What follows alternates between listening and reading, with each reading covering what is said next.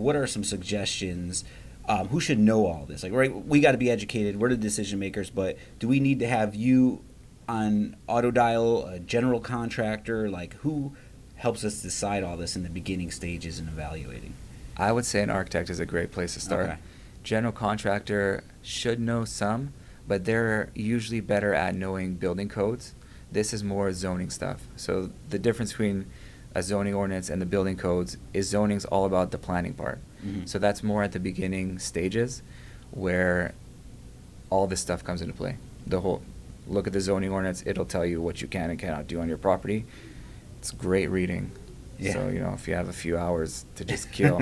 Yeah, just really open up those zoning books. Yeah, man, that's great. Well, hey, just to plug it in, you did a zoning training class, a 2-hour training class here, which is in our online community, and you also did a separate permitting class. So we have the education of the basic fundamentals of zoning and permitting, and which leads us into doing the ADU class October 29th. So great. So we're going to call you. You need to be on speed dial if you're looking into this. So should they do like a consultation before, like, you know what I mean? Besides this podcast, like what kind of research should we do before we start looking at properties so we can kind of just tell right off the bat?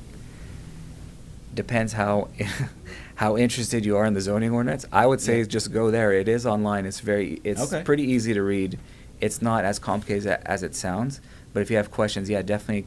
I'm happy to field questions too. So if you look at it, have this kind of blank stare on your face and like I don't get it, yes, call me. I'm happy to do that. I do offer zoning report and zoning analysis, especially for Azreia members. So if you're more certain you're going to purchase a property, then definitely call us and we'll do a more kind of in-depth report of what you can and cannot do on the property. Awesome. All right. Did you see the I was looking on the news, there's like neighbors complaining about ADUs being built.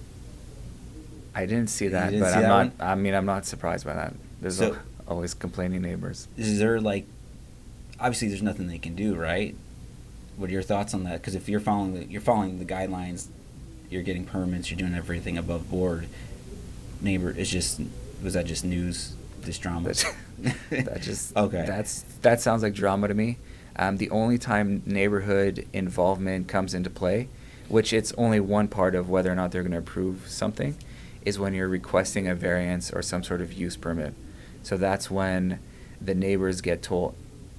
I don't know if this, again, if we want to know this, but if you have to go for a variance, then part of that process is notifying the neighbors what you want to change from the zoning ordinance, and then your neighbors could come, and if there's a public hearing involved, they could come complain on a public platform, which they probably would love to do if they're that type of person.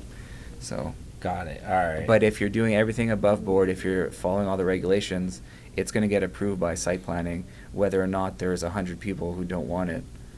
That's just what it is. And then if they want the law changed, well, you're going to get yours, and then maybe they could affect change some other way. But it's not going to, if it's legal when you do it, there's nothing they can do. Got it. Yeah. So we're going to look at the zoning ordinance. We're going to memorize it and study it. Of course, yeah. We're going to take notes. We're going to call you, right, just for verification, and we're going to make our offer on our property.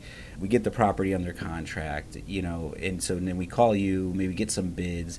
What's the next step there? Like, permitting process, or should we go into pricing of building one of these?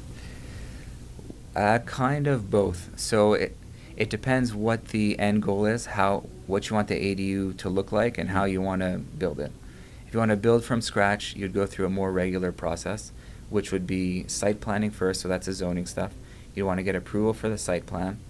Then you do your more detailed construction documents that you'll get approved by the city.